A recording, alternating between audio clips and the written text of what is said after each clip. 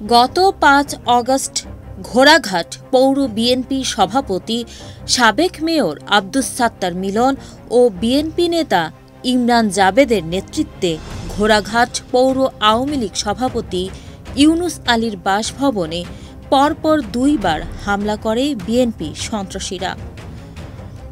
বাসায় থাকা ২টি মোটরসাইকেলও পুড়িয়ে দিয়েছে এই সন্ত্রাসীরা। সবকিছু লুটে নিয়ে যাওয়ার পর প্রথমে এলাকা ছাড়া করা হয়েছে আওয়ামী লীগের এই নেতাকে। গত ৩ অক্টোবর কোনো মামলা ছাড়াই উনাকে গ্রেফতার করা হয়। নির্বিচারে এইসব গণগ্রেফতার কবে বন্ধ হবে? এইসব ঘৃণ্য কার্যক্রম কি মানবাধিকারের স্পষ্ট লঙ্ঘন না? এখন সবাই চুপ কেন?